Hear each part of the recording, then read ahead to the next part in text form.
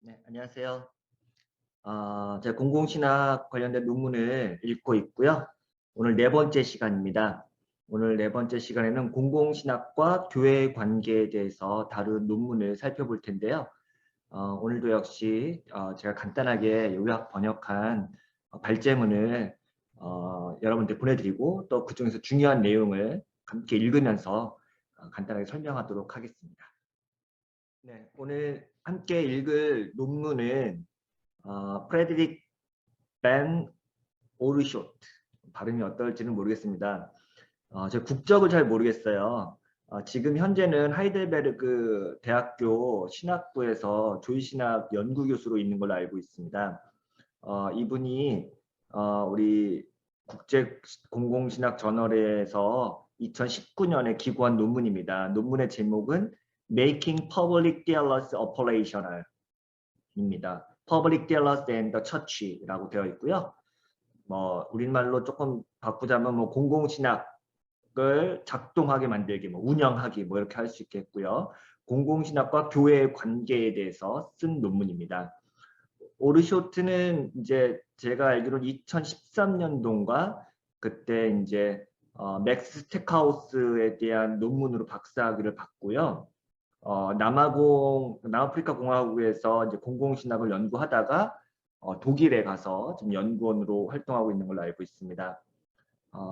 저는 이분이 이제 거의 한 10여 년 정도 공공신학에 대한 아티클을 꾸준하게 발표하고 계시고 굉장히 이제 좋은 인사이트를 받아서 오랜만에 이제 검색을 했다가 이런 논문을 발견하게 됐습니다.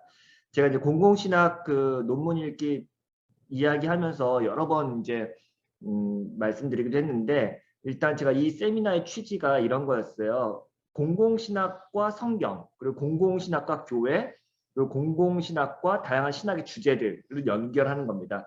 사실 어찌 보면은 굉장히 당연한 이야기고 그런 연구 되게 많이 돼 있을 것 같잖아요.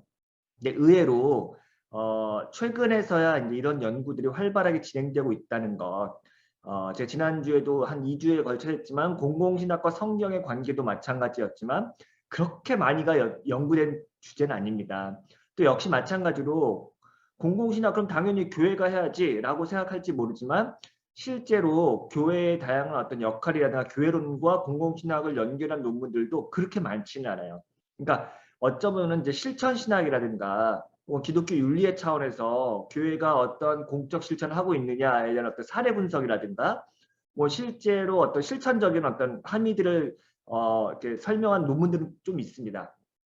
근데요, 의외로 이게 참 역설적이죠. 보통 일반적인 학문이라든가 어떤 그 윤리 같은 경우에 이론이 먼저 있고 그것의 어떤 사례, 물론 공공신학도 마찬가지라고 생각할 수 있어요. 공공신학에 대한 어떤 이론들이 먼저 정립이 되고 그 다음에 이제 구체적인 어떤 사례라든가 강론이 필요할 텐데 이상하게도 공공신학은 제가 보기에 조직신학의 다양한 주제들, 그래서 기독론이라고 할까? 아니면 공공신학과 실론 혹은 교회론 종말론 이런 것들과 연결해서 다룬 논문이 많지가 않아요.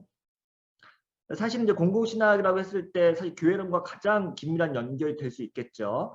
그래서 이제 그 공공신학과 교회론에 대한 논문도 찾아보면은 의외로 많지가 않고, 그러니까 이론적인 차원에서. 그래서 제가 느끼는 건 항상 그런 거예요. 이제 그 현실적인 온도차가 좀 다르다는 건데, 저는 공부할수록 이론은 그만하고 이제 실천이라든가 사례를 많이 하자. 저는 너무나 100번 공감하면서도 동시에 이렇게 계속 연구하고 자료를 찾다 보면은 의외로 이론도 되게 없는데 그런 생각을 할 때가 너무나 많아요.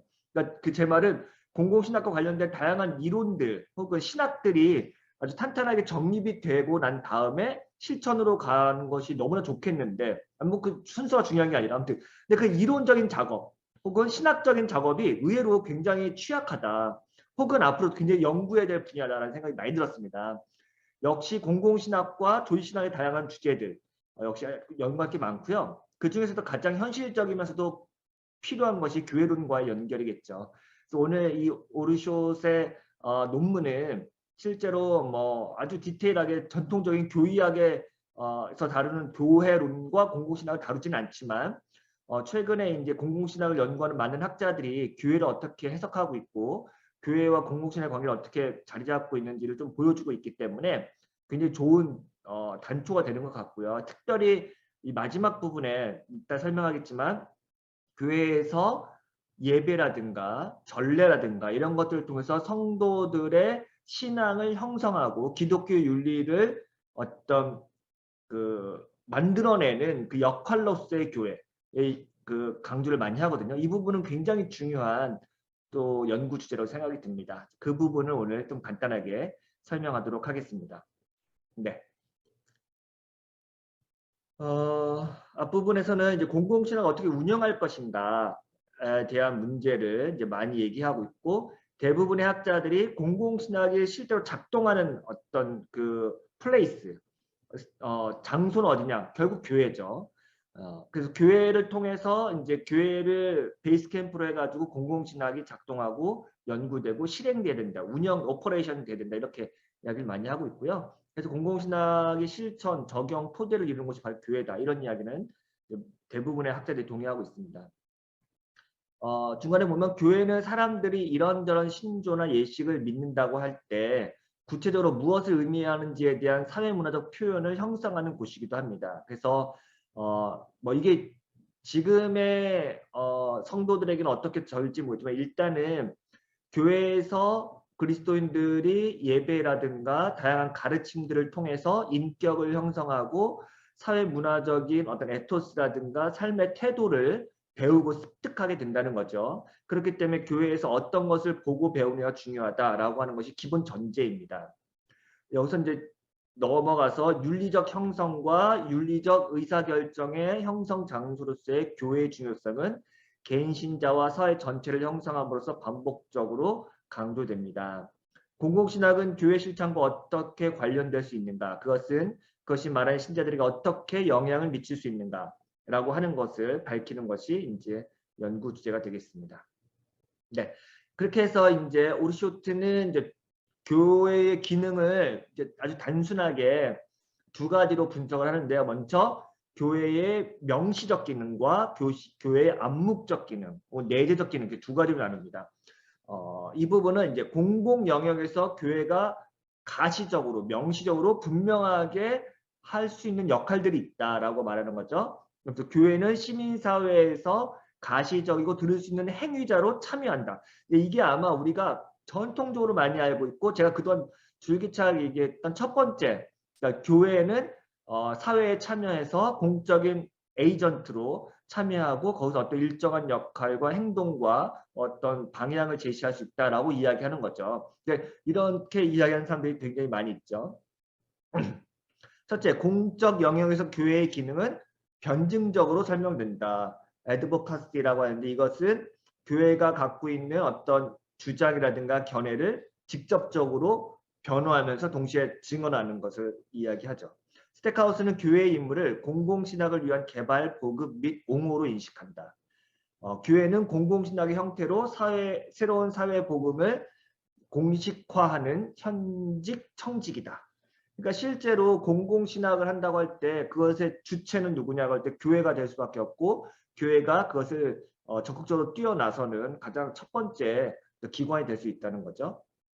그래가지고 이제 뭐 스택하우스라는 이제 그리스도의 삼중직 있죠. 왕, 예언자, 그다음 뭐죠? 제사장. 이 세 가지 역할을 통해서 이제 교회가 그 역할을 할 수 있다고 이야기를 합니다. 네. 뭐 이거는 뭐 쭉 이야기할 수 있는 건데 그 로버트 벤이라고 하는 학자는 그 독특한 학자인데 이분이 쓴 책의 제목이 파락스 디알라지인가? 뭐 제가 정확히 기억이 모른다. 그 책 제목에 패러독스라는 말이 담겨 있어요. 이분은 굉장히 이제 문화와 종교 혹은 문화와 기독교, 문화와 교회의 관계를 역설적으로 만들어내고 굉장히 이제 긴장을 많이 주장하는 학자예요. 그래서 공공신학에 굉장히 중요한 기여를 하는 학자임에도 불구하고 전통적인 스택하우스라든가 다른 학자와 굉장히 다른 방식으로 뭐 그렇다고 아나베프티스트적인 방식도 아닌데 굉장히 그 역설적인 관계를 굉장히 강조하는 분이거든요. 그래서 이분도 이제 교회의 명시적 기능을 옹호하긴 하는데 조금 이제 다른 방식으로 이야기를 한다고 하네요. 여기서 뭐라 하면 그는 이러한 연결이 세계와 교회의 존재를 포괄하는 기독교의 역설적 비전과 모순되기 때문에 약간 위험한 것으로 간주한다는 거죠. 소셜 월스, 그러니까 교회가 사회를 향해서 사회적 말씀을 선포할 때 조심해야 될 것은 교회라고 하는 영역과 세상 그리고 일반 세속 영역이란 것을 둘 다 포함하는데 이 관계가 무슨 뭐 굉장히 이제 일관되게 연결되어 있지는 않다라고 말하고 만약에 사회적 메시지를 전한다고 했을 때 그 고유성의 어떤 긴장 관계를 놓치면 안 된다 이렇게 이야기를 하는 것 같습니다. 그다음에 이제 사회에서 교회의 두 번째 임무는 공개적으로 표현된 사회적 가르침, 소셜 티칭이다라고 이야기를 하고요. 교회는 공적 영역의 도덕적 문제에 대한 일반적인 방향을 제시한다라고 이야기를 합니다. 그래서 뭐 볼프강 후버 뭐 많이 얘기했는데요. 공공신학을 정의하기를 공동생활의 문제와 그 제도적 설계를 신학적 관련성으로 해석하고 이 세상에 책임 있는 설계에 대한 기독교 신앙의 기여를 결정하기 위한 신학적 프로젝트다라고 이야기를 합니다. 뭐 비슷한 이야기일 수 있는데요. 그 다음 줄까지 같이 읽어보면 공공신학은 어떤 사회적 공론장에서 기독교의 활동과 효과 그리고 사회의 정체성과 위기, 목표와 과제에 대해 생각하는 대화적 참여다라고 이야기를 합니다. 네, 그래서 뭐 교회가 사회적 어떤 지침이나 가르침 혹은 뭐 조언 혹은 여러 가지를 할 수 있어야 된다라고 이야기를 합니다. 그러면서 이제 communicative abstinence라고 하는데 abstinence라는 것은 이제 절제하다, 자제하다 이런 뜻이 있더라고요.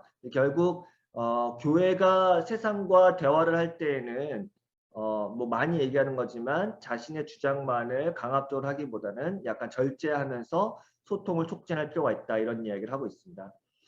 하인리 슈트룸 같은 경우도 비슷한데 공공신학은 공적 영역에서 교회가 적극적으로 참여하기 위한 신학적 기초를 제공합니다. 교회는 그 자체로 민주주의를 위한 생명의 원천이 되기 위해 사회의 도덕적 자원을 재생하는 중요한 역할을 합니다. 뭐 이런 식으로 이야기를 합니다. 그러니까 결국은 이제 비슷한데 스택하우스가 많이 이야기하는 것 중에 하나가 기독교 혹은 교회는 사회적 윤리의 에토스를 형성하는 굉장히 중요한 자원, 토대가 될 수 있다고 얘기했잖아요. 어떤 분위기를 만들어내는 거죠. 그 윤리적 분위기를. 역시 이제 독일의 많은 학자들도 교회가 그런 윤리적 지침에 있어서 굉장히 중요한 어떤 모판을 할 수 있다고 얘기하는. 근데 이제 결국 이렇게 되려면은 종교라든가 기독교나 교회가 윤리적이나 도덕적으로 앞서 있어야 되죠. 그리고 사회로부터 뭐 지탄을 받는다든가 윤리적으로 굉장히 문제를 일으킨다. 그러면 이런 권위라든가 혹은 이러한 목소리는 아무런 영향력이 없어지겠죠. 이제 그런 의미에서 한국 기독교는 굉장히 이런 부분에서 역할을 하기가 되게 어렵죠. 네, 결국 윤리적 담보성이 필요합니다. 그러니까 교회가 세상보다 어떤 쓴소리나 바른 소리 혹은 선도적인 역할을 하기 위해서는 권위가 있어야 되는데 그 권위는 윤리적인 것이 나오는 거거든요. 그런 부분이 되게 중요하겠다는 생각이 듭니다.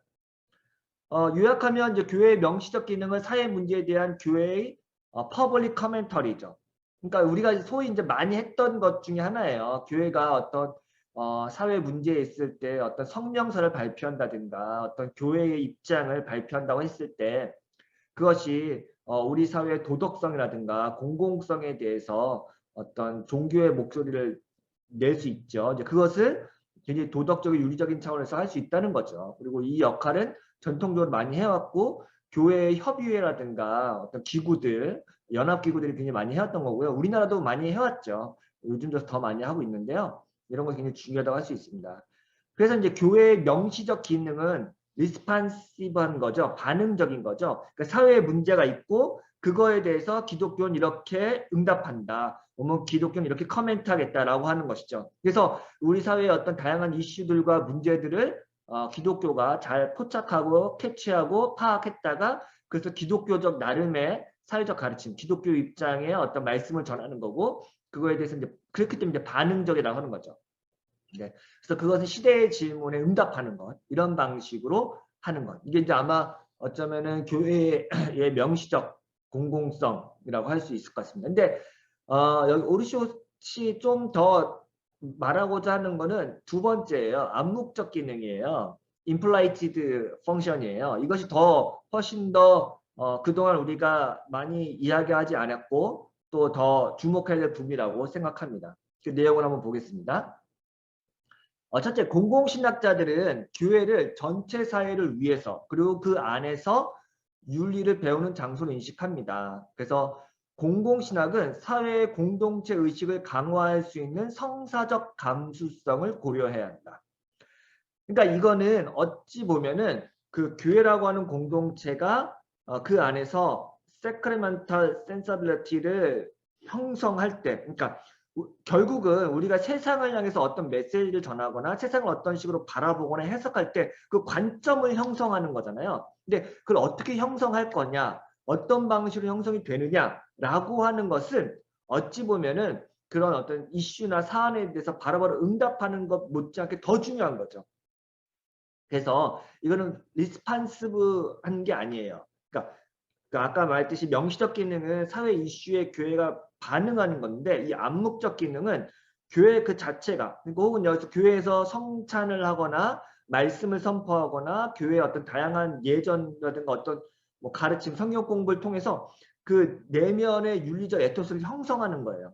이게 굉장히 중요하다고 할 수 있습니다. 그래서 이제 여기 보면은 이제 슈트롬 같은 경우도 이제 교회를 윤리적 담론의 장소. 그러니까 세상을 향한 윤리를 이제 제안한다고 했을 때 그 윤리를 형성하는 장소가 되는 거죠. 그래서 교회를 뭐 덕의 학교, 스쿨 오브 버처로 묘사하기도 하는 거죠. 그래서 뭐 학습, 토론 및 의견 형성의 장소로서 교회는 회원을 형성하고 사회에 영향을 미친다. 그러니까 이거는 직접적으로 교회가 어떤 사회를 사는 게 아니라 교회에서 성도들과 멤버들을 어떤 덕의 그 기독교의 덕으로 형성하면은 이 사람들이 자연스럽게 사회에서 영향력을 미칠 수 있다는 어찌 보면 약간 소극적인 방식일 수 있겠죠. 성도가 변하고 그들의 삶이 변하면은 결국 이 사람들이 시민으로서 역할을 하니까 그 자리에서 다시 한번 뭐 역할을 할 수 있다. 이런 이야기를 합니다. 노널드 시만 역시 이제 하버드 디비니티 스쿨에서 강의하시는 분인데 이분도 굉장히 이제 독특하게 칼바르트라든가 이런 사람들의 논의를 통해서 공공신학을 연결하는 분이기 때문에 전통적인 방식의 막 사회적 참여하는 방식이 아니라 말씀으로 형성된 사람들이 어떻게 시민으로서 역할을 할 수 있냐 이런 역할을 하고 있습니다. 그래서 시먼이 중요하게 생각하는 게 로열티, 그러니까 예수 그리스도에 대한 충성심, 열정, 헌신과 그 다음에 사회를 향한 크리티시즘, 비판, 이 두 가지 축이 굉장히 이제 공공신학에서 중요하다라고 이야기합니다. 그래서 이제 그는 개별 신자들을 민주주의의 근본적인 이상에 헌신하면서도 특정 체제의 결정을 볼 수 있는 사람들로 인식하고 이런 사람들로 양육하는 게 기독교의 목표죠. 그래서 티먼은 이제 이중 시민권, 더블 시티즌십이라는 것은 성도들이 예수 그리스도에게 충성하는 그 로열티를 충성하면서 동시에 시민으로서 살아가니까 이 두 시민권을 가지면서 동시에 커넥티드 크리틱을 할 수 있다. 그러니까 연결해서 할 수 있는, 연결해서 비평할 수 있는 역할, 이게 이제 성도라고 할 수 있겠습니다.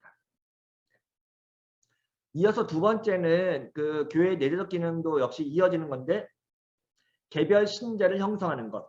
그러니까 성도들에게 설교라든가 성례전의 영향을 통해서 이 사람들이 훌륭한 시민으로 성장할 수 있게끔 도와주는 것이고 이거는 뭐 이것도 어쩌면 되게 전통적인 방식일 수 있는데 그 내용이 예전에는 뭐 영적이고 혹은 뭐 천국복음이라든가 사적인 신앙을 형성했던 걸로 이 사람들에게 이제 교회 생활을 했다면 이 그 영적이고 복음이라는 것이 얼마만큼의 이 성도들의 시민들의 삶을 확장해서 해석할 수 있는지를 깨우쳐주는 게 좀 더 중요하다고 할 수 있겠습니다. 그래서 이제 이런 방식은 인사이드 아웃 접근 방식, 그러니까 안에서 성도들을 변화시켜서 이 사람들을 세상에 파송하는 방식이라고 할 수 있겠습니다. 뭐 우리가 흔히 알고 있는 방식일 수 있겠죠. 네, 남아공의 신학자 덕키 스미트도 이제 공공신학의 장소로 교회를 지적하고요. 아무튼 이제 교회의 여러 가지 이야기를 하고 있습니다. 네. 근데 여기에 더해서 세 번째 측면은 교회 자체의 구조와 관련이 있다라고 이야기하는데 베네딕트서 하나님의 사회에 대한 비전은 교회 자체의 형태와 행동으로 구체화된다라고 하고 교회의 존재가 이미 세속 시대에 가장 중요한 정치적 공헌이다라고 이야기를 합니다. 자, 이 말은 뭘까요? 그러니까 교회가 이거는 이제 조금 이제 우리가 다른 계열의 말일 수 있는데 교회의 구조나 어떤 정치, 교회의 정치, 그리고 교회의 내적인 어떤 시스템 자체가 사회에 대한 강력한 어떤 역할을 할 수 있다라고 하는 거죠. 예. 교회의 내재적 기능에 대한 설명은 명시적 기능과 크게 다르다. 그것은 교회의 존재와 활동 자체에서 나오는 능동적 형태다. 따라서 교회의 활동과 구조가 우선적으로 중요하다라고 이야기를 합니다. 네. 교회의 구조 자체가 어떻게 대안이 될 수 있는가 이런 거를 이야기하는 거죠. 네. 세 번째는 이제 공적 교회인데 이 부분은 조금 애매한 부분이 있는데 마틴 마티가 퍼블릭 처치라고 하는 책을 통해서 했던 건데 이제 오르쇼트는 이제 아까 말했던 명시적 기능과 암묵적 기능을 합친 거다라고 이야기를 하는데요. 뭐라고 설명? 공적 교회는 정의와 좋은 사회에 대한 가장 깊은 종교적 통찰에 비추어서 기존의 사회적 관행과 문화적 이해를 성찰하고 비판할 때 공공신학을 실천한다. 네, 그래서 이 공적 세계에서 교회가 교회의 역할을 하지만 이것이 연결되어 있다 이렇게 설명하는 공공종교 내의 부분적인 기독교적인 인바디먼트, 그러니까 이 기독교가 자신을 구체화한 것, 체현한 것이다라고 이제 공공교회를 설명합니다. 공적교회라는 단어를 여러 곳에서 사용하긴 하는데 제가 볼 때는 조금 그렇게 막 명확하게 설명이 들어오는 것 같지는 않아요. 후보는 기독교 교회의 기본적 특징은 하나님과의 관계, 약자에 대한 헌신, 창조 속의 인간성에 대한 이해에 비추어서 실제를 해석하는 것이다. 이런 식으로 이야기를 합니다. 비슷비슷한 말 같아서 특별히 다른 점은 찾기가 좀 어려운 것 같아요. 사회의 모델이 되는 것은 교회의 존재와 구조 자체에서 발생한다. 따라서 그것은 활동과 교회의 모범적 존재를 포함하는 능동적이고 반응적이다. 그러니까 아까 이제 그 명시적 기능은 반응적이고 암묵적 기능은 능동적이다라고 할 수 있는데 이것을 이제 다 포괄하는 게 공적 교회다. 이렇게 퍼블릭 처치다 이렇게 이야기를 하고 교회의 그 구조 자체가 공적인 기능을 한다면은 이것이 이제 굉장히 능동적이면서도 반응적으로 할 수 있다. 이렇게 이제 좀 연결하는 것 같아요. 네. 네 번째는 신학의 대중으로서 교회. 이 부분은 역시 좀 저는 설명이 조금 미흡하다고 생각했는데 데이비드 트레이시가 The Analytical Imagination에서 공공신학의 대중, 오디언스를 세 개로 이제 제시를 하잖아요. 우리가 사회, 학계, 교회 이렇게 이야기를 하는데 이것이 이제 그러니까 신학의 어떤 그 청자로서 교회를 이야기하는 거잖아요. 그러니까 이거는 신학의 주체로서의 교회가 아니라 신학을 듣는, 그러니까 공공성의 신학을 듣는 대상으로서 교회를 언급한다는 거. 하지만 이 부분에 대해서 오히려 연구가 좀 미흡하다 이런 이야기를 합니다. 네. 굉장히 중요한 것 같고 왜냐하면 우리가 교회라고 하는 것을 다룰 때 기존에는 우리가 굉장히 이제 종교적이라든가 신학적으로 다루는데 그거 말고 사회과학적으로 교회를 다루면 어떻게 될까요?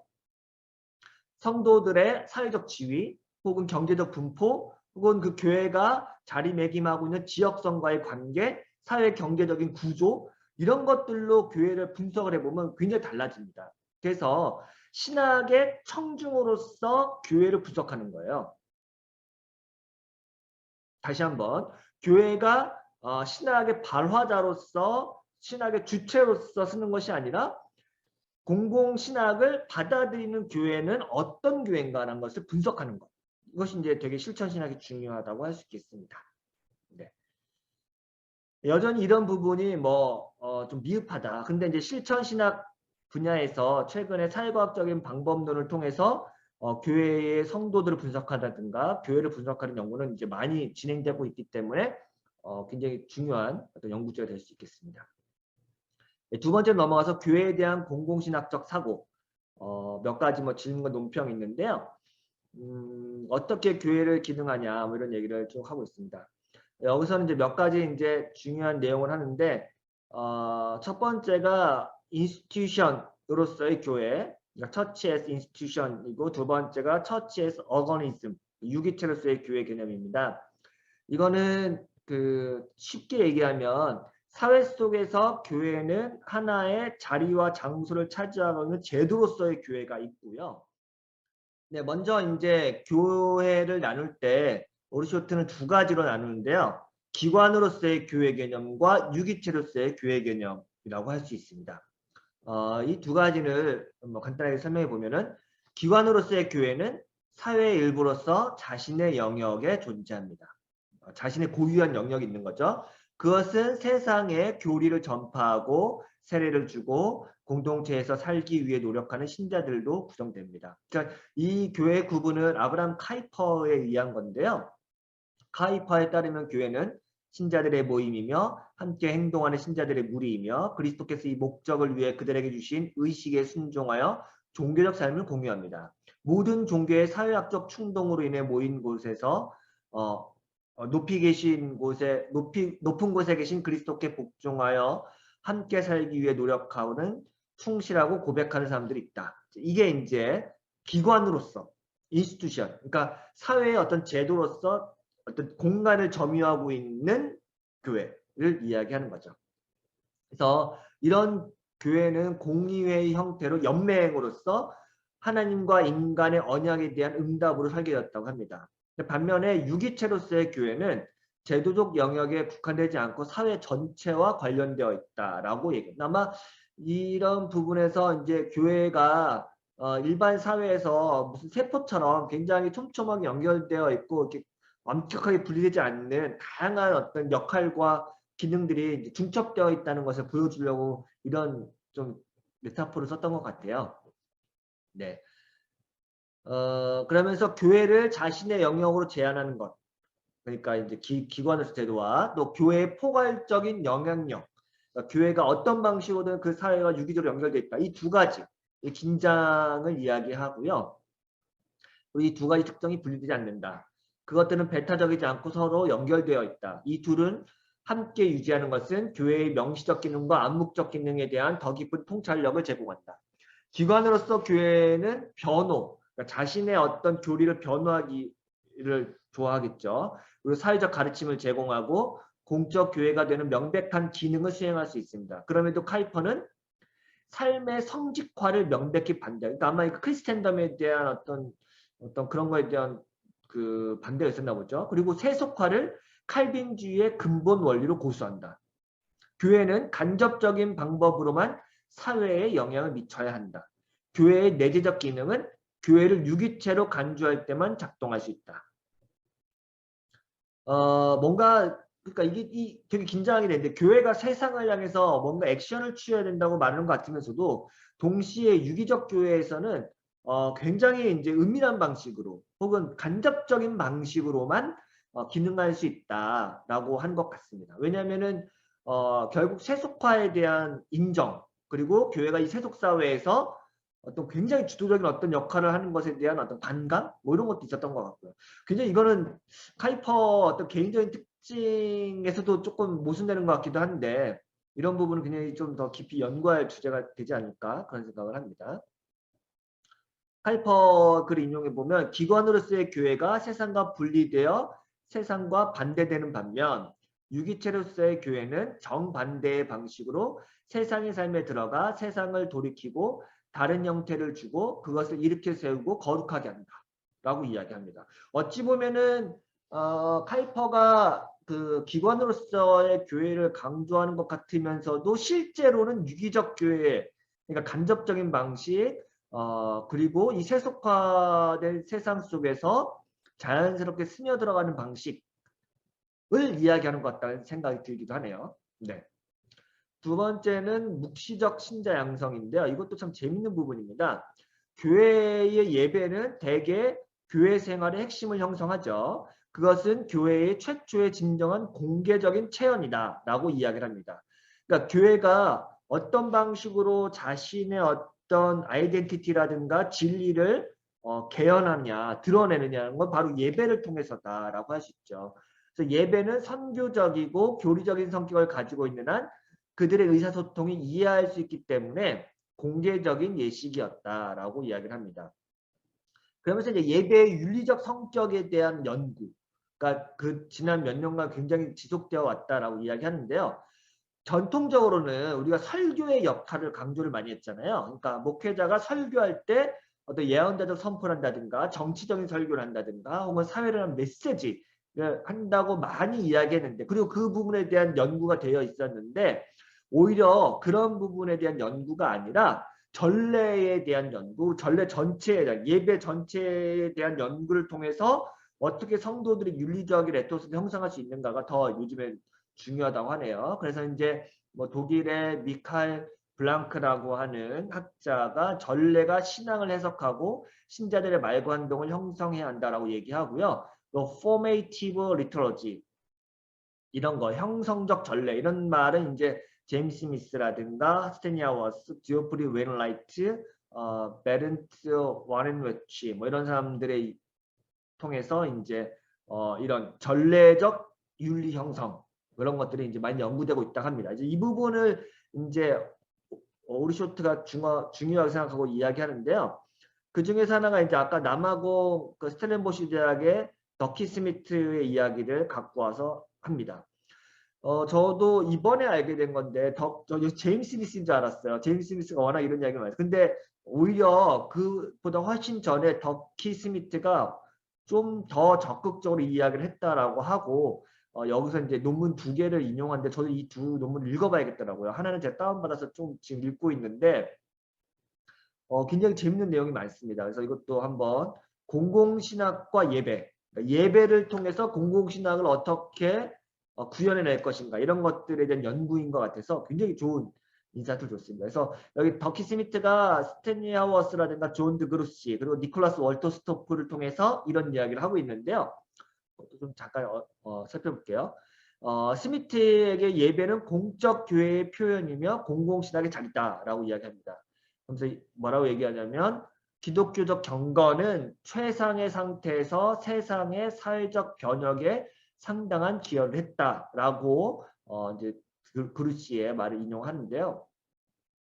보네퍼의 그 창조와 타락에 보면은 이런 말이 나온다고 하는데요.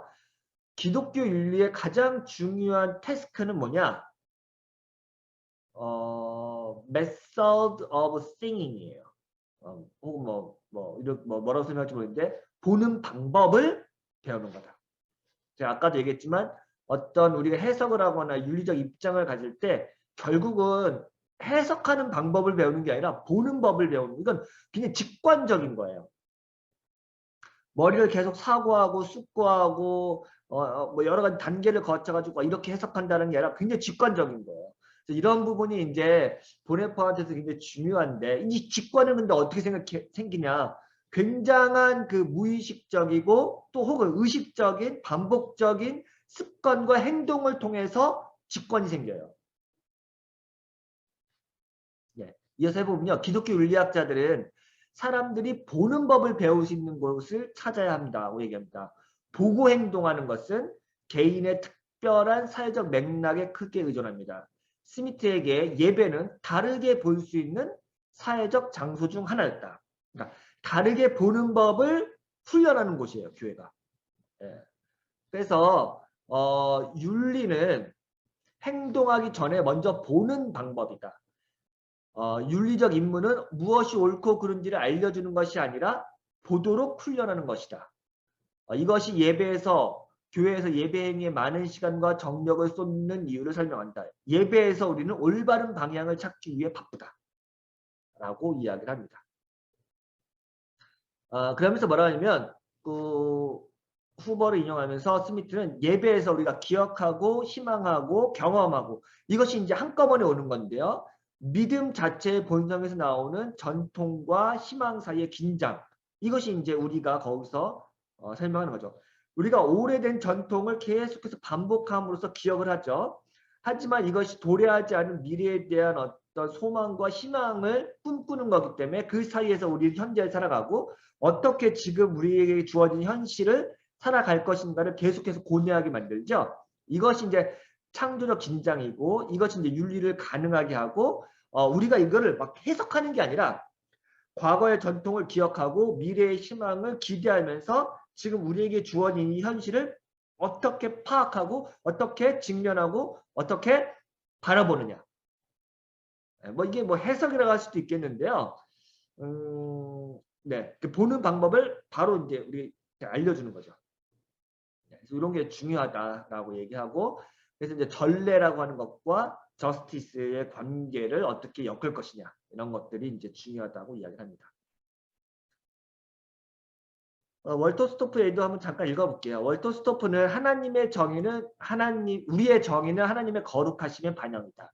우리가 정의를 다룰 때 우리는 신성한 것을 다루고 있다. 불의는 신성모독이다. 전례가 거룩함에 몰두한다고 해서 전례와 정의가 분리되는 것이 아니다. 오히려 성결, 거룩함은 전례와 정의를 하나로 묶는다. 라고 이야기를 합니다.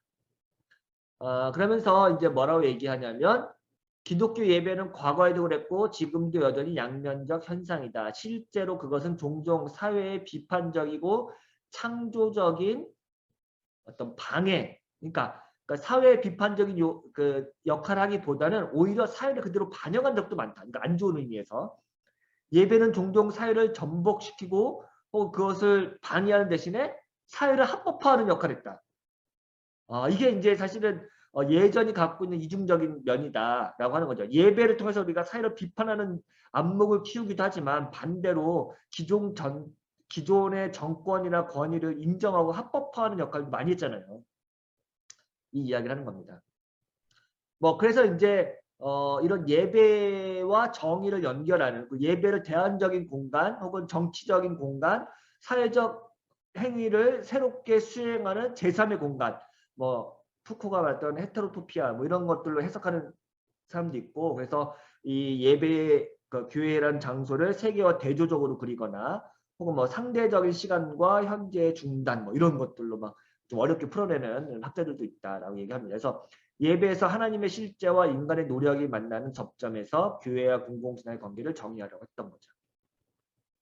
이런 교회론의 특징은 이런 거죠. 예배는 개인을 변화시키는 형성적 사건이다. 포메이티브 이벤트다라고 할 수 있겠고요. 세상을 다르게 보는 새로운 렌즈의 역할을 하고, 윤리적 형성의 잠재력은 전례적 요소에서 이끌어내는 과거와 미래와의 현재 현실의 창조적 긴장 속에서 발생한다. 그래서 세상을 보도록 개인을 훈련한다. 이런 이야기 계속 나오고요.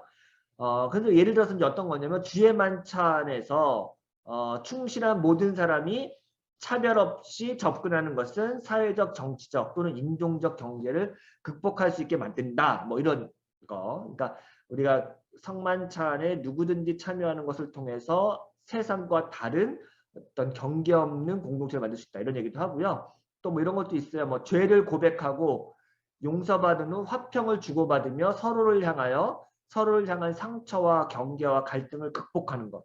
뭐 이런 것들이 굉장한 정치적인 효과도 일으킬 수 있다라고 얘기하고요. 이러한 통찰력은 공공신학에서 가정된 교회의 암시적 기능을 날카롭게 하는 데 도움을 줄 수 있다라고 이야기를 합니다. 마지막으로 이제 공공신학과 교회의 접점에서 공적 목회자로, 신학적에서 목회자. 이것도 굉장히 중요하다 생각하는데, 약간 이거는 이제 제도와 그 신학 교육에 대한 문제인데, 스택하우스는 교회의 가르침과 학문적 신학 사이의 중재자 역할을 하는 목사에 대해서 어떻게 훈련하고 교육할 것인가에 관심이 많은데, 실제로 신학교에서 우리가 신학을 가르치는 것이 굉장히 교회 내적이거나 성도들의 삶과 어떤 사적인 혹은 교회 내적인 어떤 가르침으로 너무 환원되니까 지금과 같이 세계화 시대 그리고 다원주의 사회에서 굉장히 좀 신학교육의 핀트가 잘못 맞았다. 그래서 모든 목회자들은 사제로서 선지자로서 공공신학자로서 양성되어야 한다라고 하는 거죠. 그래서 여기서 이제 왕의 직분이 빠지는데, 왕의 직분이란 것은 어떤 그 마치 무슨 뭐 전방위적으로 성도들의 삶을 통치한다, 책임다 이런 방식인데, 그런 건 이제 지금 현실 적합하지 않다고 얘기하고요. 그래서 공적인 문제를 다룰 신자들을 준비시키기 위해 가르치고 설교할 때 그리고 이런 신학을 나누는 게 목회자의 소명이다. 성도들을 공적인 신학자로 양성할 수 있는 목회자. 이런 것들이 중요하다고 이야기를 합니다. 그래서 모든 신자의 제사장직은 공공신학적 문제에 대한 학제 간 토론에서 되게 중요하다라고 얘기하고요. 실제로 목회자는 신학의 영역에서 성경을 통해서 신학자의 목소리를 낼 수 있지만 성도들을 공공신학자로 만들고 키우고 또 파송해야죠. 그러니까 뭐 법의 영역에서 혹은 뭐 행정의 영역에서 복지의 영역에서 성도들이 갖고 있는 다양한 달란트들이 목회자와 함께 혹은 교회와 함께 어떻게 방식으로 사회를 섬길 수 있는지 공공신학이 될 수 있는지를 함께 노력해야 된다. 이런 것이 되게 중요하다고 할 수 있습니다. 근데 사실 지금까지 한 번도 이런 것들로 고민하거나 교회가 역할한 적이 없어요. 생각해보면. 없어요. 제가 볼 때는. 그러니까 이런 부분들을 이건 교회가 해야 될 역할이 아니라고 생각할지도 모르고 혹은 목회자의 역량 부족일 수도 있고 여러 가지가 있는데 목회자가 혼자 하는 것도 아니고 성도들과 함께 이런 일을 해야 된다는 거죠. 예. 근데 이제 이런 교육의 부재도 이제 이야기를 많이 합니다. 뭐 그래서 이제 공공신학 방법론, 그 신학 전체적인 커리큘럼이나 거기서 이런 거 되게 중요하다. 그리고 뭐 실천신학에선 조금 더 이제 최근에는 많이 다뤄주고 있는데 사회과학적인 방법론이라든가 분석이 필요하다. 뭐 이런 이야기를 하고 있습니다. 마지막으로. 네. 마지막은 한번 읽어보고 마무리하겠습니다. 뭐 얼마 안 되고 정리하면은 교회 기능에 대해 서로 다른 이해가 있음이 분명하다. 다양한 분석은 공공신학 분야에서 여전히 교회론적으로 논의되어야 하는 교회의 다양한 기능적 설명을 보여줍니다. 이 글에서는 몇 가지 문제를 식별하고 사용 가능한 옵션을 분석해서 출발점을 제공했을 뿐이죠. 이런 관계는 사회적, 정치적 조건뿐만 아니라 신학적 토대에 따라 다릅니다. 공공신학 분야의 토론을 위해서는 이런 다양한 모델을 고려해야 합니다.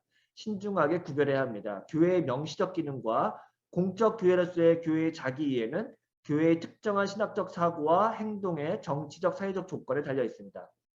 이 글은 긴급한 질문 중 일부만 제기했습니다. 카이퍼는 교회의 명시적 기능과 암묵적 기능이 서로 대립할 수 없음을 보여주었습니다. 활동가, 그러니까 액셔니스트라든가 콰이어니스트, 엄숙주의의 이런 둘 중에 하나만 있다고 생각하는 것을 방지하고 교회에 대한 순전히 기능적인 설명을 방지하려면 두 가지 측면을 모두 고려할 때 가능하다. 형성적 전례, 아까 얘기했죠. 그거에 대한 통찰, 특히 스미트가 옹호한 공공신학적 측면은 신자의 신학적 형성의 암묵적 형태와 관련해서 논의해야 될 장소와 수단을 정의하는 데 도움이 됩니다.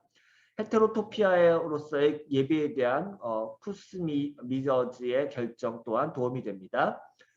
그것은 교회의 내적 존재와 교회의 형성적 존재를 넘어서 세상과의 연결 수단이자 대조 역할을 하는 필연적인 경향에서 발생하는 예배 행위에 대해서 변증법적 긴장을 예리하게 만들 수 있습니다. 일반적으로 교회에서 목사로 봉사하는 신학자의 인격, 얼굴, 페르소나에 초점을 맞추면 공공신학과 교회라는 추상적 매개 변수의 관계를 구체화하는 데 도움이 됩니다. 그러므로 목회자들이 공공신학자로서의 사역을 준비할 수 있도록 신학과 교회를 연결하는 실천적 방안을 강구해야 합니다. 이런 논의는 스택하우스가 주장하는 방식으로 공공신학이 작동하도록 돕기 위해 심화될 필요가 있습니다. 라고 이야기를 합니다. 네. 이 글에서 제가 조금 영감을 받았던 것 중에 하나는 결국은 교회가 적극적으로 사회적 참여를 해야 하는 명시적 기능과 더불어서 그동안 우리가 조금은 대립적으로 너무 대립적으로 보거나 혹은 뭐 아주 반대 방향으로 봤던 교회의 존재됨 자체가 공공신학의 어떤 중요한 역할을 한다라고 했던 둘 중에 하나. 그러니까 스택하우스와 하우하우스가 굉장히 대립적으로 보는 방식. 사실은 뭐 이렇게 해서 뭐 논쟁을 만들거나 뭐 글을 쓰거나 어떤 주장을 날카롭게 하는 데는 도움이 되지만 실제로 이제 공공신학이라든가 공동체주의 이 두 가지를 아울러서 오늘날과 같이 복잡한 시대에 살아가는데 교회의 역할이라든가 목회자의 소명 이런 것들을 하는 별 도움이 안 되거든요. 마치 뭐 양자택일. 근데 뭐 실제로 스택하우스와 스탠리하우스가 서로 막 치고받고 싸우고 뭐 접점 만들기 어려울지 둘은 어려울지 모르지만 공공신학을 연구하거나 혹은 지역교회 목회자로서 공공신학을 고민하는 사람들이 이 두 가지가 뭐 결코 대립적인 것도 아니고 서로 연결시키면 되는 거거든요. 이제 그러니까 최근에는 이렇게 그 교회론하고 공공신학하고 저도 처음에 그랬거든요. 그러니까 교회론적 신학 그리고 사적 신앙을 반대하는 게 공공신학이기 때문에 이제 그 바깥을 향해서 외부를 향해서 초점을 맞추는 게 공공신학이다. 이제 저희 계속 그렇게 주장을 했었는데 이런 방식은 결코 교회에도 도움이 안 되고 한편으로는 신학의 발전에도 되게 크게 저해하는 것 같아요. 그래서 지금 같은 경우에는 훨씬 더 이 둘을 연결하고 또 어떤 방식으로 연결할 수 있는지 고민해서 그 교회론적인 신학과 그리고 공공적인 신학이 어떻게 만날 수 있는지 이걸 고민하는 게 사실은 훨씬 더 중요하고 실제적이겠다 그런 생각을 많이 해봅니다. 오르숏의 논문은 그런 것을 연결하는 단초가 됐고 또 그것을 연결하는 어떤 다양한 그 모델들을 제시한 거고요. 이런 방식이 또 하나는 이제 볼프가 얘기했던 방식이기도 하고 또 아마 이제 조금 더 연구를 많이 해보면은 제임스 스미스나 이런 방식도 그런 방식 중에 하나라고 생각이 들어요. 그래서 좀 더 꼼꼼하게 독해를 하고 그들의 주장을 조금 더 예리하게 좀 설명할 필요가 있겠다는 생각을 많이 했습니다. 네, 오늘 강의는 이 정도로 마치고요. 뭐 강의가 끝나면 다시 한번 그 발제물 꼼꼼하게 읽어보시면 좋겠습니다. 물론 좀 비문도 있고 좀 번역하는데 오류가 좀 있을 수 있겠지만 내용 파악하는 데는 크게 어려움이 없을 거라 생각되고요. 열심히 공부해서 또 좋은 또 적용이 있었으면 좋겠습니다. 네, 오늘은 여기까지 하겠습니다. 감사합니다.